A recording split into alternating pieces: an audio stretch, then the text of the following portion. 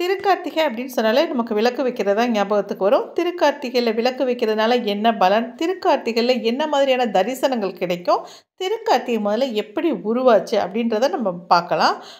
படைப்பு தொழில் செய்கிறவர் பிரம்மன். காக்கும் தொழிலை செய்கிறவர் விஷ்ணு. இவங்க 2 பேத்துக்கும் எப்பவுமே இவங்க 2 பேர்ல யார் உயர்ந்தவங்க அப்படின்ற எண்ணம் இருந்துக்கிட்டே இருந்துச்சு. இதை வந்து சிவபெருமான் கவனிச்சாரு. இந்த எண்ணத்தை வந்து நம்ம போக்கணும் அப்படின்னு நினச்சிட்டு ஒரு நாள் என்ன பண்ணாருன்னா, ஜோதி வடிவமாக நின்றுட்டாரு. அப்போ இந்த விஷ்ணுக்கும் பிரம்மதேவருக்கும் ஒரு அசரீரி கேட்டுச்சு. என்னன்னா, இந்த ஜோதி வடிவத்தோட தலைமுடியை யார் பார்க்குறீங்க? கால் பாதம். இதை யாராவது கண்டுபிடிச்சிங்கன்னா அவங்க தான் உங்கள் 2 பேர்த்துல உயர்ந்தவர்னு சொல்லிட்டு உடனே பிரம்மதேவர் அன்னப்பறவையாக மாறி அந்த சிவபெருமானோட தலைமுடியை கண்டுபிடிக்கிறதுக்காக போயிட்டாரு. இப்போ விஷ்ணு என்ன பண்ணான்னா, வராக உருவத்தை எடுத்துகிட்டு போய் அந்த ஜோதி ரூபத்தோட அடிப்பகுதியை கண்டுபிடிப்போம்ட்டு போகிறாங்க. அவங்க 2 பேருமே கண்டுபிடிக்க முடியலை.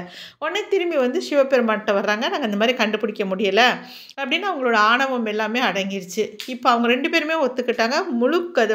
முதற்கடவுள் முதற் கடவுள் யாருன்னு கேட்டால் அது சிவபெருமான் தான் அப்படிங்கிறத ஒத்துக்கிட்டாங்க. ஒத்துட்டு என்ன பண்ணாங்கன்னா, சிவபெருமான்கிட்ட மன்னிப்பு கேட்குறாங்க. மன்னிப்பு கேட்டுட்டு அவங்க 2 பேரும் வேண்டுதல் ஒன்று வைக்கிறாங்க.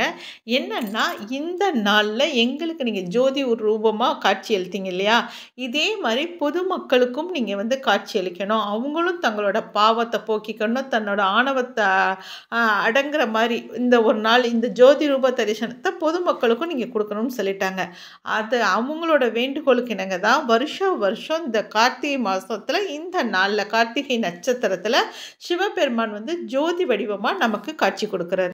இந்த நாளில் வீட்டில் விளக்கு வச்சு நம்ம சாமி கும்பிட்டோம்னா ஒரு வருஷம் முழுவதும் விளக்கேற்றி சாமி கும்பிட்டு பலன் கிடைக்கும். இப்போ திருக்கார்த்திகை எப்படி உருவாச்சுன்றதை பார்த்தோம். விளக்கு வைக்கிறதுனால என்ன பலன்கள் கிடைச்சது அப்படிங்கிறதையும் பார்த்தோம். அன்றைக்கி என்ன தரிசனம் பார்த்தா ரொம்ப நல்லது அப்படின்னு பார்த்தீங்கன்னா, அண்ணாமலையாரோட தரிசனம் பார்க்குறது ரொம்ப நல்லது. அங்கே வந்து மகாதீபம் வச்சுருப்பாங்க இல்லையா, அதுக்கு முன்னாடி அர்த்தநாரீஸ்வரர் அலங்காரத்தோடு அவர் வருவார். அன்றைக்கி என்ன ஸ்பெஷல் அப்படின்னா, அண்ணாமலையாரோட அர்த்தநாரீஸ்வரர் அலங்காரம், அவங்களோட ஆனந்த தாண்டவத்தை காமிப்பாங்க.